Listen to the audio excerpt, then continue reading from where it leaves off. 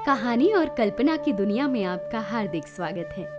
मेरा नाम है निशा भंडारी और आज मैं आपको सुनाऊंगी मुंशी प्रेमचंद्र द्वारा लिखी गई कहानी पूस की रात। हल्कू ने आकर स्त्री से कहा, सहना आया है, लाओ, जो रुपए रखे हैं उसे दे दूं, किसी तरह गला तो छूटे। मुन्नी झाड़ू लगा रही थी, पीछे फिरकर बोली, 3 ही रुपए हैं, दे दोगे तो कंबल कहाँ से आवेगा? माघ पूस की रात हार में कैसे कटेगी? उससे कह दो फसल पर दे देंगे, अभी नहीं। हल्कू एक क्षण अनिश्चित दशा में खड़ा रहा। पूस सिर पर आ गया। कंबल के बिना हार में रात को वो किसी तरह जा नहीं सकता, मगर सहना मानेगा नहीं। घुड़कियां जमावेगा, गालियां देगा, बला से जाड़ू में मरेंगे, बला तो सिर से टल जाएगी। ये सोचता हुआ वो अपना भारी भरकम ढील लिए हुए स्त्री के समीप आ गया और खुशामद करके बोला, ला, दे दे, गला तो छूटे, कंबल के लिए कोई दूसरा उपाय सोचूंगा। मुन्नी उसके पास से दूर हट गई और आंखें तरेरते हुए बोली, कर चुके कोई दूसरा उपाय, जरा सुनूं तो कौन सा उपाय करोगे? कोई खैरात दे देगा कंबल? ना जाने कितनी बाकी हैं जो किसी तरह चूकने ही नहीं आती। मैं कहती हूँ तुम क्यों नहीं खेती छोड़ देते? मर मर काम करो, उपज हो तो बाकी दे दो, चलो छुट्टी हुई। बाकी चुकाने के लिए ही तो हमारा जन्म हुआ है। पेट के लिए मजूरी करो, ऐसी खेती से बाज आए। मैं रुपए ना दूंगी, ना दूंगी। हल्कू उदास होकर बोला, तो क्या गाली खाऊं? मुन्नी ने तड़प कर बोला, गाली क्यों देगा? क्या उसका राज है? मगर ये कहने के साथ ही उसकी तनी हुई भौहें ढीली पड़ गई। हल्कू के उस वाक्य में जो कठोर सत्य था, वो मानो एक भीषण जंतु की भांति उसे घूर रहा था। उसने जाकर आले पर से रुपए निकाले और लाकर हल्कू के हाथ पर रख दिए। फिर बोली, तुम अब से खेती छोड़ दो। मजूरी में सुख से एक रोटी तो खाने को मिलेगी, किसी की धौंस तो ना रहेगी। अच्छी खेती है, मजूरी करके लाओ, वो भी उसी में झोंक दो, उस पर धौंस। हल्कू ने रुपए लिए और इस तरह बाहर चला मानो अपना हृदय निकाल कर देने जा रहा हो। उसने मजूरी से एक एक पैसा काट कपट कर 3 रुपए कंबल के लिए जमा किए थे। वो आज निकले जा रहे थे। एक एक पग के साथ उसका मस्तक अपनी दीनता के भार से दबा जा रहा था। पूस की अंधेरी रात, आकाश पर तारे भी ठिठुरते हुए मालूम होते थे। हल्कू अपने खेत के किनारे ऊख के पत्तों की एक छतरी के नीचे बांस के खटोले पर अपनी पुरानी गाढ़े की चादर ओढ़े पड़ा कांप रहा था। खाट के नीचे उसका संगी कुत्ता जबरा पेट में मुंह डाले सर्दी से कूं कूं कर रहा था। 2 में से एक को भी नींद न आती थी। हल्कू ने घुटनियों को गर्दन में चिपकाते हुए कहा, क्यों जबरा, जाड़ा लगता है? कहता तो था घर में पुआल पर लेटा रहे, तो यहाँ क्या लेने आए थे? अब खाओ ठंड, मैं क्या करूं?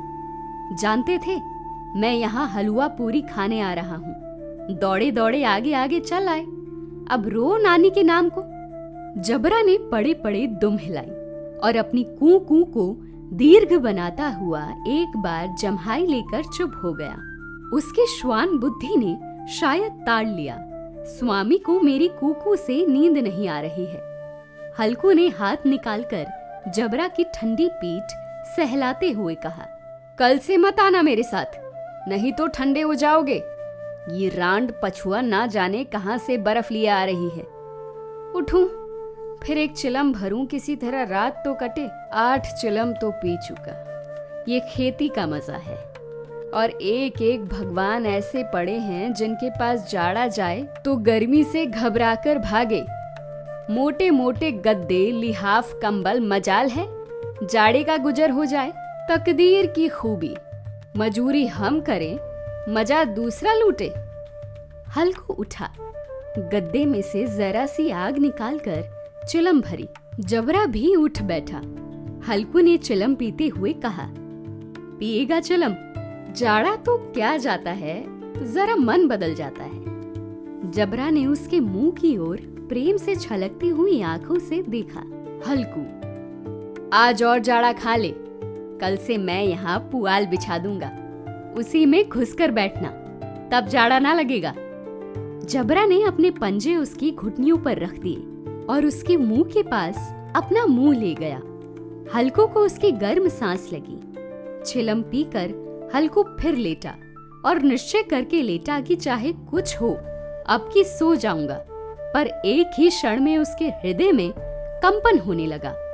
कभी इस करवट लेटता, कभी उस करवट, पर जाड़ा किसी पिशाच की भांति उसकी छाती को दबाए हुए था। जब किसी तरह ना रहा गया तो उसने जबरा को धीरे से उठाया और उसके सिर को थपथपाकर उसको अपनी गोद में सुला लिया। कुत्ते की देह से जाने कैसी दुर्गंध आ रही थी, पर वो उसे अपनी गोद में चिपटाए हुए ऐसे सुख का अनुभव कर रहा था जो इधर महीनों से उसे ना मिला था। जबरा शायद ये समझ रहा था कि स्वर्ग यही है, और हल्कू की पवित्र आत्मा में तो कुत्ते के प्रति घृणा की गंध तक ना थी। अपने किसी अभिन्न मित्र या भाई को भी वो इतनी ही तत्परता से गले लगाता। वो अपनी दीनता से आहत ना था जिसने आज उसे इस दशा को पहुंचा दिया। नहीं, इस अनोखी मैत्री ने जैसे उसकी आत्मा के सब द्वार खोल दिए और उनका एक एक अणु प्रकाश से चमक रहा था। सहसा जबरा ने किसी जानवर की आहट पाई। इस विशेष आत्मीयता ने उसमें एक नई स्फूर्ति पैदा कर दी थी जो हवा के ठंडे झोंकों को तुच्छ समझती थी। वो झपट कर उठा और छपरी से बाहर आकर भौंकने लगा। हल्कू ने उसे कई बार चुप कराकर बुलाया, पर वो उसके पास ना आया। हार में चारों तरफ दौड़ दौड़ कर भौंकता रहा। एक क्षण के लिए भी आ जाता तो तुरंत ही फिर दौड़ता। कर्तव्य उसके हृदय में अरमान की भांति ही उछल रहा था। 1 घंटा और गुजर गया। रात ने शीत को हवा से धधकाना शुरू किया। हल्कू उठ बैठा और दोनों घुटनों को छाती से मिलाकर सिर को उसमें छिपा लिया। फिर भी ठंड कम ना हुई। ऐसा जान पड़ता था सारा रक्त जम गया है, धमनियों में रक्त की जगह हिम बह रहा है। उसने झुककर आकाश की ओर देखा। अभी कितनी रात बाकी है। सप्तर्षि अभी आकाश में आधे भी नहीं चढ़े। ऊपर आ जाएंगे तब कहीं सवेरा होगा। अभी पहर से ऊपर रात है। हल्कू के खेत से कोई एक गोली के टप्पे पर आमों का एक बाग था। पतझड़ शुरू हो गई थी। बाग में पत्तियों का ढेर लगा हुआ था। हल्कू ने सोचा चलकर पत्तियां बटोरूं और उन्हें जलाकर खूब तापूं। रात को कोई मुझे पत्तियां बटोरते देख तो समझे कोई भूत है। कौन जाने कोई जानवर ही छिपा बैठा हो। मगर अब तो बैठे नहीं रहा जाता। उसने पास के अरहर के खेत में जाकर कई पौधे उखाड़ लिए और उनका एक झाड़ू बनाकर हाथ में सुलगता हुआ उपला लिए बगीचे की तरफ चला। जबरा ने उसे आते देखा तो पास आया और दुम हिलाने लगा। हल्कू ने कहा, अब तो नहीं रहा जाता जबरू, चलो बगीचे में पत्तियां बटोर कर तापे। टांठे हो जाएंगे तो फिर आकर सोएंगे। अभी तो बहुत रात है। जबरा ने कू कू करके सहमति प्रकट की और आगे आगे बगीचे की ओर चला।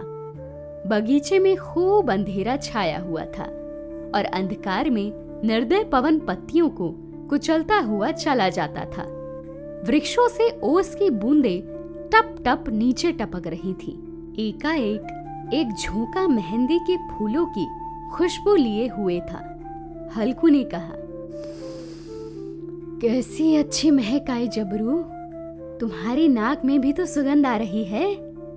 जबरू को कहीं जमीन पर एक हड्डी पड़ी मिल गई थी। उसे ही चंचोड़ रहा था। हल्कू ने आग जमीन पर रख दी और पत्तियां बटोरने लगा। जरा देर में पत्तियों का ढेर लग गया। हाथ ठिठुर जाते थे, नंगे पांव गले जाते थे और वो पत्तियों का पहाड़ खड़ा कर रहा था। इसी अलाव में वो ठंड को जलाकर भस्म कर देगा। थोड़ी देर में अलाव जल उठा। उसकी लौ ऊपर वाले वृक्ष की पत्तियों को छू छू कर भागने लगी। उस अस्थिर प्रकाश में बगीचे के विशाल वृक्ष ऐसे मालूम होते थे मानो उस अथाह अंधकार को अपने सिरों पर संभाले हुए हो। अंधकार के उस अनंत सागर में ये प्रकाश एक नौका के समान हिलता, मचलता हुआ जान पड़ता था। हल्कू अलाव के सामने बैठा आग ताप रहा था। एक क्षण में उसने दोहर उतारकर बगल में दबा ली, दोनों पांव फैला लिए, मानो ठंड को ललकार रहा हो। तेरे जी में जो आए सो कर। ठंड की असीम शक्ति पर विजय पाकर वो विजय गर्व को हृदय में छिपा न सकता था। उसने जबरू से कहा, क्यों जब्बर, अब ठंड नहीं लग रहा है ना? जब्बर ने कू कू करके मानो कहा, अब क्या ठंड लगती ही रहेगी? पहले से ये उपाय ना सूझा, नहीं इतनी ठंड क्यों खाते? जबरू ने पूंछ हिलाई। अच्छा आओ, इस अलाव को कूदकर पार करें, देखें कौन निकल जाता है। अगर जल गए बच्चा तो मैं दवा ना करूंगा। जबरू ने उस अग्नि राशि की ओर कातर नेत्रों से देखा। मुन्नी से कल ना कह देना, नहीं तो लड़ाई करेगी। ये कहता हुआ वो उछला और उस अलाव के ऊपर से साफ निकल गया। पैरों में जरा लपट रह गई, पर वो कोई बात ना थी। जबरू आग के गिर्द घूमकर उसके पास आ खड़ा हुआ। हल्कू ने कहा, चलो चलो, ये सही नहीं है, ऊपर से कूद कर आओ। वो फिर कूदा और अलाव के इस पार आ गया। पत्तियां जल चुकी थी। बगीचे में फिर अंधेरा छा गया। राख के नीचे कुछ कुछ आग बाकी थी, जो हवा का झोंका आ जाने पर जरा जाग उठती थी, पर एक क्षण में फिर आंखें बंद कर लेती थी। हल्कू ने फिर चादर ओढ़ ली और गर्म राख के पास बैठा हुआ एक गीत गुनगुनाने लगा। उसके बदन में गर्मी आ गई थी, पर ज्यों ज्यों शीत बढ़ती जाती थी उसे आलस से दबाए लेता था। जबरू जोर से भौंककर खेत की ओर भागा। हल्कू को ऐसा मालूम हुआ कि जानवरों का एक झुंड खेत में आया है। शायद नीलगांव का झुंड था। उनके कूदने दौड़ने की आवाजें साफ कान में आ रही थी। फिर ऐसा मालूम हुआ कि खेत में चर रहे हैं। उनके चबाने की आवाज चर चर सुनाई देने लगी। उसने दिल में कहा, नहीं, जबरा के होते हुए कोई जानवर खेत में आ नहीं सकता। नोच ही डाले, मुझे भ्रम हो रहा है। अब तो कुछ सुनाई ही नहीं देता। ये मुझे कैसा धोखा हुआ? उसने जोर से आवाज लगाई, जबरू, ए जबरू। जबरू भौंकता रहा, उसके पास ना आया। फिर खेत के चरे जाने की आहट मिली। अब वो अपने को धोखा ना दे सका। उसे अपनी जगह से हिलना जहर लग रहा था।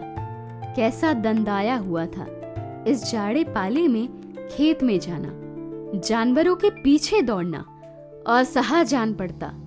वो अपनी जगह से ना हिला। उसने जोर से आवाज लगाई, लिहो लिहो लिहो। जबरू फिर भौंक उठा। जानवर खेत चर रहे थे। फसल तैयार है।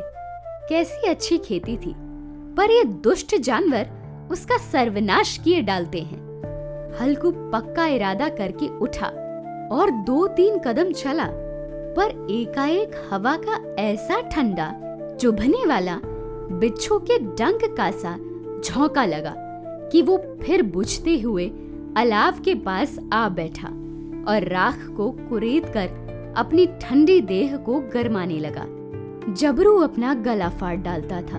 नील गाय खेत का सफाया किए डालती थी और हल्कू गर्म राख के पास शांत बैठा हुआ था। अगर मणन्यता ने रस्सियों की भांति उसे चारों तरफ से जकड़ रखा था। उसी राख के पास गर्म जमीन पर वो चादर ओढ़कर सो गया। सवेरे जब उसकी नींद खुली तब चारों तरफ धूप फैल गई थी और मुन्नी कह रही थी, क्या आज सोते ही रहोगे? तुम यहाँ आकर रम गए और उधर सारा खेत चौपट हो गया है। हल्कू ने उठकर कहा, क्या तू खेत से होकर आ रही है? मुन्नी बोली, हाँ, सारे खेत का सत्यानाश हो गया है। भला ऐसा भी कोई सोता है? तुम्हारे यहाँ मड़ैया डालने से क्या हुआ? हल्कू ने बहाना किया, मैं तो मरते मरते बचा, तुझे अपने खेत की पड़ी है? पेट में ऐसा दर्द हुआ कि मैं ही जानता हूं। दोनों फिर खेत की डांड पर आए। देखा सारा खेत रौंदा पड़ा हुआ है और जबड़ा मड़ैया के नीचे चित लेटा है, मानो प्राण ही ना हो। दोनों खेत की दशा देख रहे थे। मुन्नी के मुख पर उदासी छाई हुई थी, पर हल्कू प्रसन्न था। मुन्नी ने चिंतित होकर कहा, अब मजूरी करके माल गुजारी भरनी पड़ेगी। हल्कू ने प्रसन्न मुख से कहा, रात को ठंड में यहाँ सोना तो ना पड़ेगा। तो ये थी आज की कहानी। अगर आपको ये कहानी पसंद आई हो तो हमारे चैनल को सब्सक्राइब करके हमें सपोर्ट करें। Thank you.